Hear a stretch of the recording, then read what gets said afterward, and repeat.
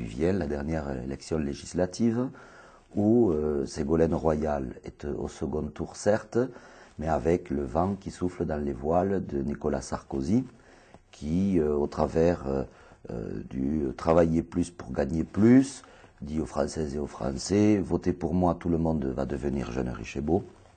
Et donc, face à ce programme de jeunes, riches et beaux, beaucoup sont attirés par ce programme.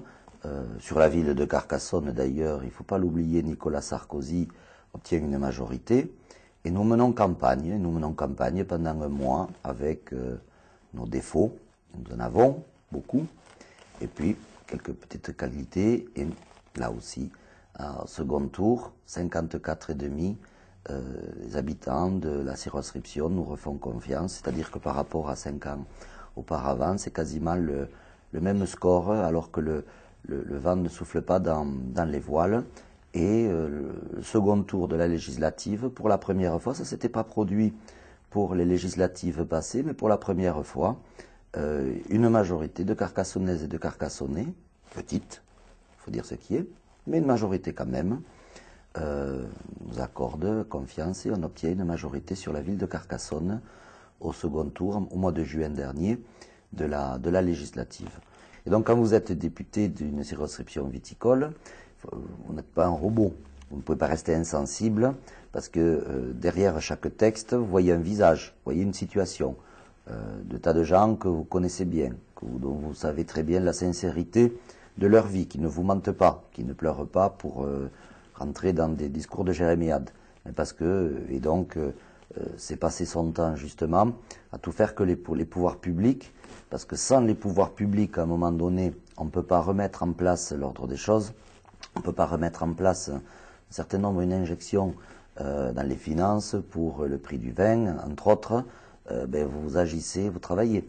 Je ferai exactement la même chose, parce que ça, en plus, je l'ai vécu de 97 à 2002, députés de la majorité avaient ça le signe.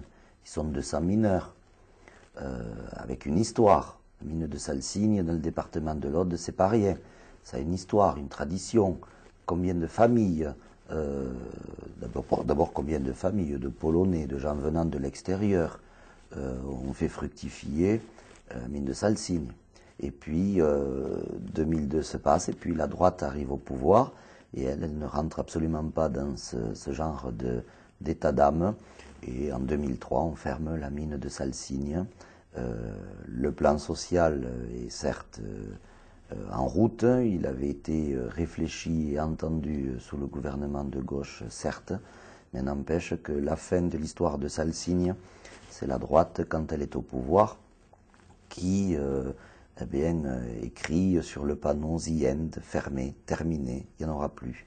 Et j'affronte, et je l'assume d'ailleurs, la Cour des comptes qui a considéré que sous le mandat de Lionel Jospin, Premier ministre, des fonds publics ont été accordés à la mine de Salsigne à perte, comme si on arrosait le sable, que c'est scandaleux, et qu'il aurait fallu fermer cette mine 10 ans auparavant.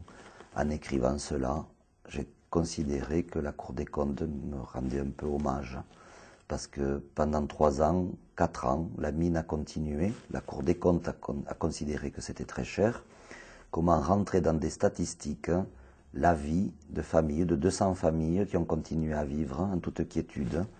200 familles, parce que quand on n'est pas mineur, qu'est-ce qu'on fait aujourd'hui dans le département de l'Aude? Que ça a duré 4 ans de plus. En voulant me faire une leçon de gestion, la Cour des comptes me rendait hommage parce que ça a été 4 ans de leur vie supplémentaire qui a été accordée.